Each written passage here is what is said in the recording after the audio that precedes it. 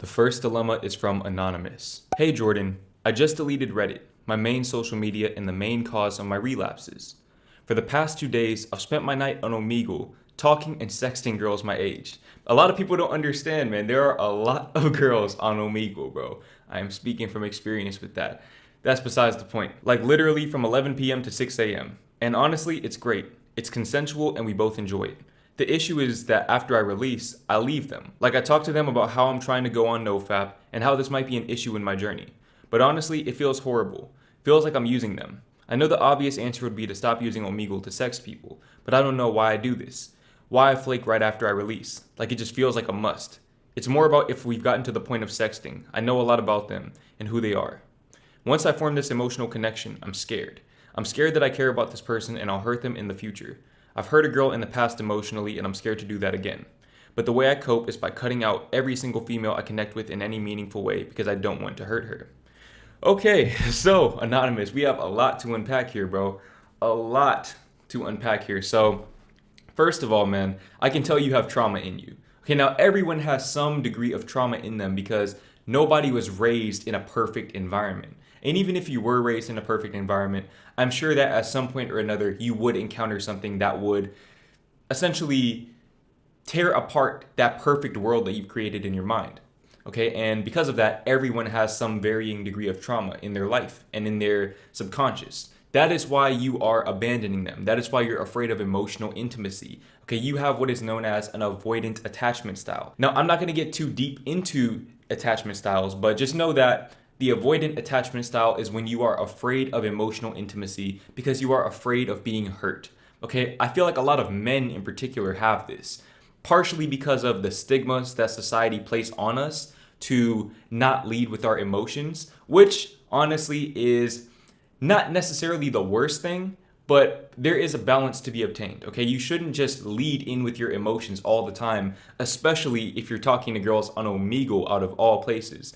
But at the same time, you have to learn to open yourself up. You have to learn to open yourself up to being vulnerable. Okay, yes, you will be vulnerable and susceptible to heartbreak.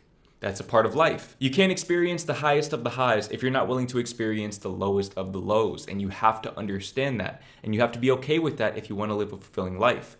Now, with that being said, okay, you pretty much answered your own question. You have to stop using Omegle. The reason why you keep using it, since you don't seem to know the reason why, you're very young. Okay, I'm not going to sit here and tear you down or anything, but the reason why you're using it is because you don't know yourself and you're trying to distract yourself from that inner work that you need to do.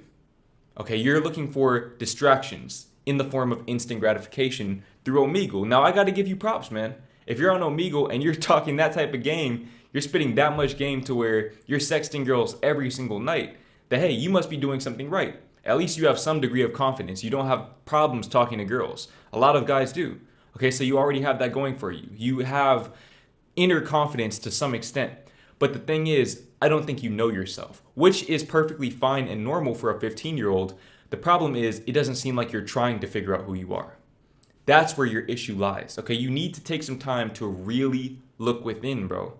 You have to take some time off of social media, which you're already doing. That's good. Okay, you're off of social media. You're at least trying to do NoFap. You're, I'm assuming, doing other self-development practices in your life. That's very, very good. But you need to take some time to just be still. Okay, no phone, no computer. Don't get on YouTube. Don't watch my videos, bro. Take some time for you. Okay, just for you to figure out who you are. It's going to take some time, bro. It's going to take some time. But when you figure out who you are, you'll realize that you don't need the instant gratification and the instant pleasures. Okay, the sensory pleasures, at least to the extent that you need them right now. Okay, you've conditioned yourself to believe that you need them because you are running from your inner truth. Like I said, you have trauma within you. I can't tell you where that comes from because I don't know enough about you. You're going to have to figure that out on your own through journaling, through meditation, maybe even therapy. Okay, there's a lot of ways that you can confront this trauma, but you have to do that for yourself. I can't do that for you. The next dilemma is from Tabiso Hector. I don't know if I said that right, but you know who you are. Hey Jordan, I'm facing a problem regarding going to college. The thing is, I don't want to go to college, but I'm afraid to say no. Reason being, my mother said it's either go to college or I leave her house. I'm afraid to disobey them because we moved to an empty province or state where I have no close friends or family. Right now, they're forcing me to apply for a government loan in order to apply and study a course they think I'm going for, but my interest is in making beats and being a DJ. This is not because it's popular, but I'm really good at it. On top of that, I'm happy when I'm making beats. I would like to hear your opinion on this matter, please. Okay, first of all, I just want to put this out there. If there are any parents watching this video right now, if you do that right there, if you threaten to kick your kids out for not wanting to go to college, I'm sorry to inform you, but you're not a very good parent. Okay, I'm gonna keep it real with you, man. I'm gonna keep it real. Now, understand that I'm not trying to tear your parents down specifically, but just generally speaking, if your parents are on that type of time, bro, to me, that tells me that they're at least somewhat manipulative. Okay, they're trying to live vicariously through you. Now, I don't know their background, I don't know your background. What I do know is that you have a gut feeling that goes against everything that everyone outside of you is telling you. But I'm here to break that pattern, okay? I'm here to tell you that you need to follow that gut feeling. Now, you're 20 years old right now. You're 20 years old, which means that you're in a position where you can go and get a job. Okay, what you need to do is get a job, okay, get you a job, and start working, start saving up some money. Okay, I don't know, this was January 4th that you sent this dilemma. I don't know when they want you to go to school. I'm just going to assume that they want you to start school next school year. So maybe August of this year, August of 2022. In between that time, you need to be stacking up as much money as you possibly can. And then what you need to do is you need to see if you can go back to whatever city you came from initially and maybe stay with other family members or maybe rent out a place with friends as roommates. Do something like that. Okay, because it's one thing for them to try to force you to go to college, but there is absolutely no way that they can force you to take out government loans to go to school when you don't even want to go to school. That is, in my opinion, okay, and pardon my French, the dumbest shit I've ever heard in my life. That is irresponsible parenting. Okay, that's just irresponsible thinking altogether. If somebody doesn't want to go to college, why would they pull out government loans, go into tens of thousands of dollars potentially of student loan debt to go to college to get a degree that they're not even going to use? Because you could go to college to fulfill their wishes, but when you get out of college, you're just going to go right back to making beats. Or you're going to work at this job that you're miserable working at, and you're going to have to work there just so that you can pay back the student loans. And by the time you pay back the student loans and you're free of that debt, okay, you'll still have time to follow your dreams, but you'll have lost so much time that you'll probably have lost that passion anyways. Okay, so you need to start working right now. You need to go and get you a job, get you some source of income, some reliable source of income, and you need to make that move, bro. You got to get out of their house, man. That's the rule that they set for you? Cool. Abide by those rules. Don't argue with them.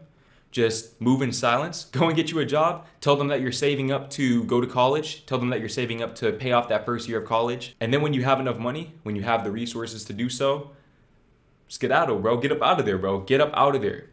And continue making beats, man. You got to follow your dreams, bro. You have to follow your dreams. I know that there's a lot of people who watch my videos that are into beat making. Okay, so you guys can connect with each other. If you're watching this video right now and you make beats, comment down below. Okay, I want to see people networking. That's a big part of why I made this community. I want to see people network. I want to see people connect with each other, not just in terms of a business standpoint, but in terms of their passions. Okay, because when you have other people around you that have that same passion, all of your chances, every single one of you, your chances of becoming successful increase exponentially.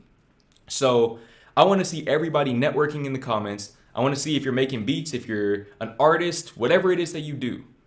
Okay, you guys need to help each other out because I see a lot of you guys in this exact predicament. A lot of people send me emails and consultations and things like that about their parents putting them in this type of predicament. And it sucks, man, it sucks. But at the same time, you have an outlet, and that outlet is this channel or the internet in general. Okay, so like I said, put yourself in a position where you can move out financially, even if you have to move to the middle of nowhere. Okay, you don't have to be in the inner city to make beats. You can be out in the countryside, bro. Just put yourself in a position where you can make beats full time and follow that dream. Okay, you have one life to live as you. You can't let your parents live that life for you because, and this is going to sound a little bit morbid, but one day your parents will die. And when your parents die, guess what?